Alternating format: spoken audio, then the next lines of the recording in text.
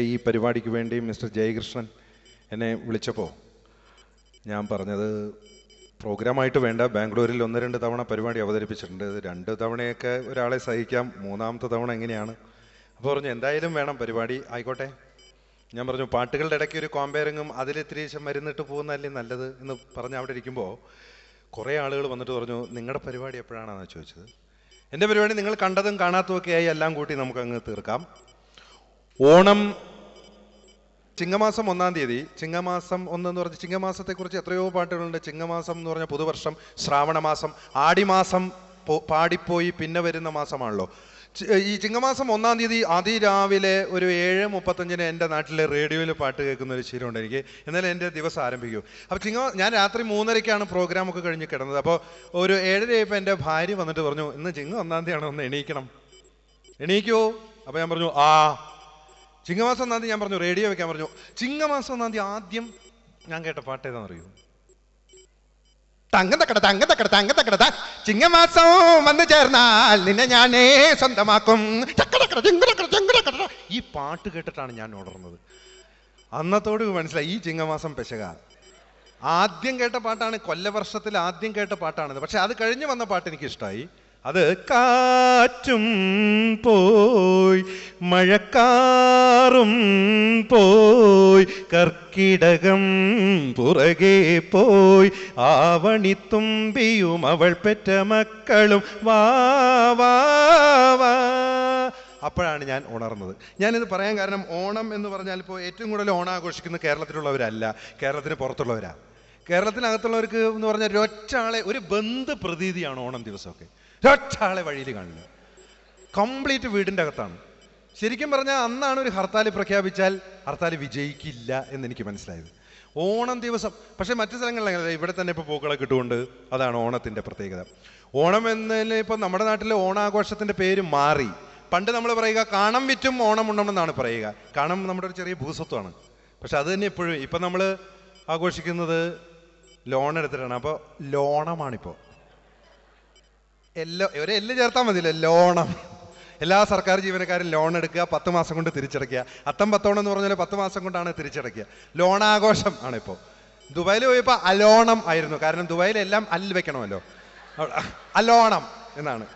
ഞാൻ അവിടെ അലോണാഘോഷം കഴിഞ്ഞ് വരുന്ന ആളാണ്. ഓണത്തെക്കുറിച്ച് ഓർക്കുമ്പോൾ ഏറ്റവും പ്രധാനപ്പെട്ട പാട്ട്, ഓണത്തെക്കുറിച്ച് ഇപ്പോഴത്തെ മലയാള സിനിമയിലെ നടന്മാർക്കൊന്നും പാടാൻ പാട്ടുകളില്ല, ഒക്കെ മറ്റേ പുള്ളി പാടിപ്പോയി. അതുകൊണ്ടാണ് പൂവണി പൊന്നിൻ ചിങ്ങം വീരുന്നു വന്നു പൂമകളെ നിന്നോർമകൾ പൂത്തുലഞ്ഞു കാറ്റിലാടും തെങ്ങോലകൾ കളി പറഞ്ഞു കളിവഞ്ചി പാട്ടുകളെൻ ചുണ്ടിൽ വിടർന്നു ആഹാ ആഹാ. ആ പുള്ളിയാണ് ഇതൊക്കെ പാടിയത്. ഓണത്തെക്കുറിച്ചുള്ള എല്ലാ നല്ല പാട്ടും പാടിയത് നമ്മളായിരുന്നു. എത്ര ഓണത്തിന്റെ പാട്ടുകളാണ്. മറ്റൊരു ഓണപ്പാട്ടിൽ ഞാൻ പാടിയത് പൂവണി പൊന്നിൻ ചിങ്ങപ്പൂ വിളി കേട്ടുണരും പൊന്നെല്ലിൻ പാടത്തിലൂടെ മാവേലി മന്നന്റെ മാണിക്യത്തേരുവരും മാനസ പൂക്കളങ്ങളാടും ആടും കേരളം. മൂപ്പരാണ് ഇതൊക്കെ പാടിയത്. മൂപ്പര് തിരുവനന്തപുരത്തുള്ള ആളാണെങ്കിലും ഓണം എന്നൊക്കെ പറയും കേട്ടോ. ആ ഓണം തിരുവോണം എന്നൊക്കെ പറയും. തിരുവനന്തപുരത്ത് ശരിക്കും ഇപ്പൊ ഈ ഓണക്കാലത്ത് പോയപ്പോ വാണം എന്നാണ് പറഞ്ഞത്. വാണം, സത്യം അങ്ങനെയാ പറയാ. എൻ്റെ കൂട്ടുകാരൊക്കെ തിരുവനന്തപുരത്ത് അറിയാം, ഓർക്കസ്ട്രക്കാർ ചോദിച്ചോക്കോ, തിരുവനന്തപുരത്തിന്റെ ടൗണിലല്ല അങ്ങ് ആഗ്രഹം. അപ്പൊ ഞാൻ ചോദിക്കും എന്താ പരിപാടി? എന്തൊരു പരിപാടികൾ, വാണം തന്നെ. തിരുവനന്തപുരത്ത് ഒകാരമില്ല, അകാരാണ്. ജോലിയല്ലല്ലോ, ജ്വാലി. കോഴിയല്ല, വാഴി. പിന്നെ തിരുവനന്തപുരത്ത് എന്ന് പറഞ്ഞു കഴിഞ്ഞാൽ റെയിൽവേ സ്റ്റേഷനിൽ ഇറങ്ങിയപ്പോൾ കേട്ടൊരു കാര്യം പറയാം ഞാൻ. ഒരു അമ്മച്ചി മറ്റൊരു അമ്മച്ചിയോട്, പ്രായമായ സ്ത്രീ മകനെ പറ്റി പറയാണ്. കംപ്ലീറ്റ് പ്ലൂറലാണല്ലോ തിരുവനന്തപുരത്ത്. കാറുകള്, ബസ്സുകള്, ലോറികള്, മൈക്കുകള്, ക്യാമറകള്, ആളുകള്, വാണങ്ങള്, പൂരങ്ങള്, പൂമാലകള്. അപ്പോൾ ഞാൻ ചോദിച്ചെന്താ വെച്ചാൽ, ഒരു അമ്മച്ചി മകനെ പറ്റി പറയാണ്, സ്വന്തം മകനെ പറ്റി പറഞ്ഞു കൊടുക്കുക. അലമാരികളിൽ നിന്ന് കാശുകൾ എടുത്തുകൊണ്ട് പോയി ഷാപ്പുകളിൽ കയറി വെള്ളങ്ങൾ അടിച്ച് റോഡുകളിൽ കിടന്ന് ബഹളങ്ങൾ ഉണ്ടാക്കുന്നത് എന്തരിന്? അപ്പൊ ഞാൻ ചോദിച്ചു എന്തരിന്? തന്തകളെ പറയിപ്പിക്കാൻ. അതും അല്ല, അതും പ്ലൂരലായാൽ എന്തായിരിക്കും അവസ്ഥ? അതാണ് തിരുവനന്തപുരത്തിന്റെ അകത്തുള്ള ഭാഗങ്ങളൊക്കെ കേൾക്കുന്നത്. പേടിയെന്ന് പറയില്ലോ, പ്യാടി എന്നേ പറയൂ. ഒരിക്കൽ വേണുഗോപാൽ പറഞ്ഞതാ, ഒരു പാട്ട് പാടാണ് അത്ര, ഒരു പ്രശസ്തമായൊരു പാട്ടാണ്. ഭൂമിക്ക് നിന്നെ കണ്ടിട്ട് പ്യാടി പ്യാടി പ്യാടി എന്നാണത്രേ. പിന്നെ ഈ ഒരു കേരളത്തിലൊരു പ്രധാനപ്പെട്ട ചാനലിൽ സുപ്രഭാതം എന്ന് പറഞ്ഞ പരിപാടിയുടെ അവതാരകനായി ഇന്റർവ്യൂ നടക്കുമ്പോൾ ഒരു തിരുവനന്തപുരത്തുകാരൻ വന്നു. ഒരു കേരളത്തിലെ, അവനോട് പറഞ്ഞു, എല്ലാ പ്രേക്ഷകർക്കും ഈ പരിപാടിയിലേക്ക് സ്വാഗതം. സുപ്രഭാതം എന്ന് പറയുന്ന ഈ പരിപാടിയിൽ ഇന്ന് നമ്മുടെ അതിഥിയായി വന്നിരിക്കുന്നു. അതുകൊണ്ട് നിങ്ങളെല്ലാവരും യാഷ്യാനെറ്റ് എന്ന്, ഏഷ്യാനെറ്റ് എന്നല്ല, യാഷ്യാനെറ്റ് എന്നാണ് പറയുന്നത്. അപ്പോൾ അങ്ങനെയാണ് ഈ. പിന്നെ തിരുവനന്തപുരം എന്ന് പറഞ്ഞ സ്ഥലത്തു നിന്നാണ് ഈ മലയാളത്തിലെ എല്ലാ നടന്മാരും, പ്രധാനപ്പെട്ട തെക്കുറിശ്ശി സുകുമാരൻ നായർ മുതൽ തുടങ്ങുകയാണെന്നേ ഹീറോസിന്റെ ഒരു ചരിത്രം അവിടെയാണല്ലോ. അപ്പോഴാണ് ഈ മലയാളത്തെക്കുറിച്ചുള്ള ഒരു പാട്ട് പാടിയ ഒരു നടൻ. അതായത് ഇപ്പോൾ ഓണക്കാലമായതുകൊണ്ടാണ് പറയുന്നത്. ശ്രീനഗരത്തിലെ ചിത്രവനത്തിലെ ശിശിരമനോഹര ചന്ദ്രികേ, നിന്റെ കനക വിമാനത്തിൽ ഞാനൊരു വർണ്ണഭൃംഗമായി പറന്നോട്ടെ. ശ്രീനഗരത്തിലെ ഷൂക്കെ പോളിഷ് ചെയ്തിട്ട്, ശ്രീനഗരത്തിലെ ചിത്രവനത്തിലെ ശിശിരമനോഹര ചന്ദ്രികേ. പിന്നെ ഈ വർഷം ഓണത്തിന്റെ പ്രത്യേകത എന്താ വെച്ചാൽ, തിരുവനന്തപുരത്തുകാരനായ നമ്മുടെ ഒരു നടനുണ്ടല്ലോ, അദ്ദേഹം മനുഷ്യനായത് ഈ ഓണക്കാലത്താണ്.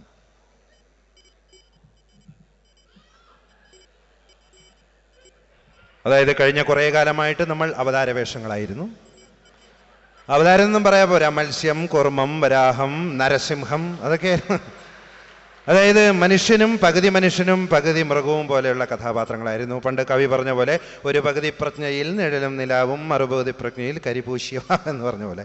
അപ്പൊ അവതാരവേഷങ്ങൾക്കും അതുപോലെ അവതാരവേഷങ്ങൾക്കും അതിമാനുഷ കഥാപാത്രങ്ങൾക്കും വിട പറഞ്ഞുകൊണ്ട് ഈ ഓണക്കാലത്ത് നമ്മൾ വന്നിരിക്കുന്നു. അതാണ് നരൻ.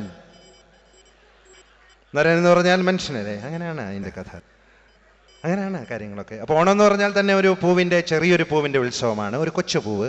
മഹാബലിയെ സ്വീകരിക്കാൻ വേണ്ടി എത്ര പൂക്കളാണ് അന്ന് നിരന്നിരുന്നത്. അതായത് നമ്മുടെ നാട്ടിൽ മഹാബലി എന്ന് പറഞ്ഞാൽ നമ്മൾ നമ്മുടെ സങ്കല്പങ്ങളിലൊക്കെ ഈ രാജാക്കന്മാർ എന്നൊക്കെ പറഞ്ഞു കഴിഞ്ഞാൽ വലിയ രൂപങ്ങളാണ്. വലിയ വയറുള്ള ഒരാൾ, വലിയ മീശയുള്ള ഒരാൾ, ഒരു കുടവയറുള്ള ഒരാൾ. പക്ഷേ അത് ആ രാജാവിന് ഇഷ്ടപ്പെട്ട ഒരു കൊച്ചു പൂവാണ്. ആ പൂവാണ് മഹാബലിയെ സ്വീകരിക്കാൻ വേണ്ടി പൂക്കളെല്ലാവരും മത്സരിക്കുന്ന സമയത്ത് ആരാണ് കൂടുതൽ സുന്ദരി എന്ന് പറഞ്ഞു നിൽക്കുമ്പോൾ മാറി നിന്ന തുമ്പപ്പൂവിനെ എടുത്താണ് മഹാബലി തലയിൽ വെച്ചത്. അതാണ്, അങ്ങനെയാണ്. അപ്പം അങ്ങനെ ഇനിയിപ്പോൾ നമുക്കൊരു കാര്യം ചെയ്യാം. തിരുവനന്തപുരത്ത് നിന്ന് കുറേ പേരുണ്ട്, ധാരാളം പേരുണ്ട്. കൊല്ലം ജില്ലയിൽ വരുമ്പോൾ തിരുവനന്തപുരത്ത് എന്തിനാണ് ഈ കൊല്ലത്ത് പഠിച്ചവരുണ്ട് എഞ്ചിനീയറിംഗ് കോളേജിലൊക്കെ. എന്തുവാ ഒരു ഒച്ച പിളറലാണ്, വാ എന്തുവാ. പിന്നെ വേറൊരു കാര്യമുണ്ട്, ഈ കൊല്ലം എന്ന് പറഞ്ഞ സ്ഥലത്ത് വരുമ്പോഴാണ് ഈ ഓണക്കാലത്തിന്റെ നരൻ പോലെ വേറൊരാൾ, എന്ന വാക്കാണ് നടന്മാർക്കൊക്കെ. ഒരാൾ വന്നിട്ടുണ്ട് 4 വർഷം കഴിഞ്ഞിട്ട് പോ. നമ്മൾ ഈ ഓണക്കാലത്ത് നമ്മുടെ വീടിന്റെ ഉമ്മറത്ത് നോക്കിക്കോളൂ, നാട്ടിൽ പോയി നോക്കിക്കോളൂ, ഒരു തുമ്പപ്പൂവോ, ഒരു മുക്കുറ്റിപ്പൂവോ, ഒരു കോളാമ്പിപ്പൂവോ, ഒരു കാശിത്തുമ്പയോ, ഒരു തുളസി, വല്ലപ്പോഴും ഒരു മൂക്കടഞ്ഞു പോയാൽ ഒന്ന് ഇൻഹെയിൽ ചെയ്യാനുള്ള ഒന്നും കാണില്ല. കാരണം നമ്മളൊക്കെ ബാങ്കിൽ നിന്ന് ലോൺ എടുത്തിട്ട് വീടിന്റെ ഉമ്മറത്ത് ലോൺ ഉണ്ടാക്കണവരാ. ബാങ്കിൽ നിന്ന് ലോൺ എടുത്തിട്ട് വീടിന്റെ ഉമ്മറത്ത് പച്ചപ്പുല്ല് വെട്ടി പിടിപ്പിക്കുക. അപ്പോൾ ഒരു ദിവസം ഈ 4 വർഷം ലീവ് എടുത്തിരുന്ന ആ നടനുണ്ടല്ലോ, അദ്ദേഹം ഒരു ദിവസം വീടിന്റെ ഉമ്മറത്ത് ഇത് ശരിയാക്കിക്കൊണ്ടിരിക്കുമ്പോൾ കൊല്ലത്തിൽ ചോദിച്ചു, അണ്ണാ എന്തുവാ അണ്ണാ എന്ന് ചോദിച്ചപ്പോൾ അദ്ദേഹം പുല്ല് പറിക്കുകയായിരുന്നു. അദ്ദേഹം പറഞ്ഞു, പുല്ല് പറിക്കുന്നു അല്ലാതെ എന്തുവാ, ചുമ്മാ വീട്ടിലിരിക്കുമ്പോ പുല്ലല്ലാതെ എന്തോന്ന് പറിക്കാൻ എന്നാണ് അങ്ങേര് പറഞ്ഞത്. 4 വർഷം കഴിഞ്ഞിട്ട് വന്നിരിക്കുക. ഓർമ്മയുണ്ടോ ഈ മുഖം? 4 വർഷം കഴിഞ്ഞിട്ടും പറയുന്നത് തന്നെയാണ്. അങ്ങനെ പിന്നെ ഞാൻ നേരത്തെ പറഞ്ഞ പോലെ കവി ഉണ്ടല്ലോ, ഇത് ആവാണി ഓണം എന്ന് പറഞ്ഞാൽ പാടം പൂത്തു നിൽക്കുന്ന കാലമാണ്. നേരത്തെ പറഞ്ഞല്ലോ ഇങ്ങനെ മോഹങ്ങൾ. അപ്പോൾ ഈ കുഞ്ഞുങ്ങൾക്ക് വേണ്ടി എഴുതിയൊരു കവിതയുണ്ട്. ആവാണി പാടം കുളിച്ചു തോർത്തി മുടിയാകെ വിടർത്തി ഉലർത്തി നിന്നു, ആയമ്മയെ കാണാൻ അക്കരെ ഇക്കരെ ആ വഴി ഈ വഴി ആര് വന്നു, ഓരോരോ പായാരം ചൊല്ലി ഓരോ കിളികളും ഇങ്ങനെ പറന്നു വന്നു എന്നാണ്. ഓണമെന്ന് പറയുമ്പോൾ എൻ്റെ മനസ്സിലുള്ള ഓണവും അത് തന്നെയാണ്, ഒരു പൊന്നോണം. അതുകൊണ്ടാണല്ലോ നമ്മൾ എഴുതിയത്, ഓണനിലാ പാലലകൾ തുള്ളി വരും നേരം എന്തിനാണ് എൻ കരളെ നൊന്തുപോയൻ കള്ളി, എൻ കരളെ കൺകുളിരെ പാട്ടുകാരൻ നാളെയുടെ കാട്ടുകാരനല്ലോ എന്നാണ്. ഓണനിലാവ് കാണാൻ വേണ്ടി പണ്ടൊക്കെ നമ്മൾ വീടിൻ്റെ പുറത്തിറങ്ങി നിൽക്കും. ഓണത്തിൻ്റെ നിലാവ് ഉത്രാടപ്പൂ നില. ഇപ്പോൾ ഓണനിലാവ് കാണാൻ ആരും ഇല്ല. കാരണം എന്താണെന്നറിയോ, TV-യിലാണ് ഓണനിലാവ്. സാനിയ മിർസ. അമ്മാവന്മാര് 10-75 വയസ്സായ അമ്മാവന്മാരൊക്കെ ലവളയൊന്ന് വെച്ച് താടേ. ആര്? സാനിയ മിശ്ര. അമ്മാവന്മാര്, ചെറുപ്പക്കാര് പോട്ടെ, സാനിയ മിർസ കളിച്ചുകൊണ്ടിരിക്കുമ്പോ എന്താന്ന് 90 വയസ്സായ അമ്മാവന്മാർക്ക് എന്തായാലും ഒരു മിസർ ഇറങ്ങിയിട്ടുണ്ടല്ലോ ഡേ. സാനിയ മിർസ അല്ലെ ഇവിടെ നിന്നൊക്കെ ഞാൻ ബോൾ എടുക്കണേന്ന് സാനിയ മിർസക്ക് എന്നെ അറിഞ്ഞുകൂടാ. സാനിയ മിർസ ഇങ്ങനെ അടിക്കുമ്പോൾ ആമ്പിള്ളേര് എൻ്റെ അമ്മച്ചിയെ. സാനിയ മിർസയാണ് നമ്മുടെ ഓണനിലാവായിരുന്നു. ഒന്ന് ആലോചിച്ച് നോക്കൂ, ഓണനിലാവ് അങ്ങ് പോയിട്ട് വേറെ നിലാവായി പോയി. നിലാവ് എന്ന് പറഞ്ഞാലും ഒരു മുസ്ലിം സ്വഭാവം ഉണ്ടല്ലോ ഇതിനകത്ത്, അല്ലേ?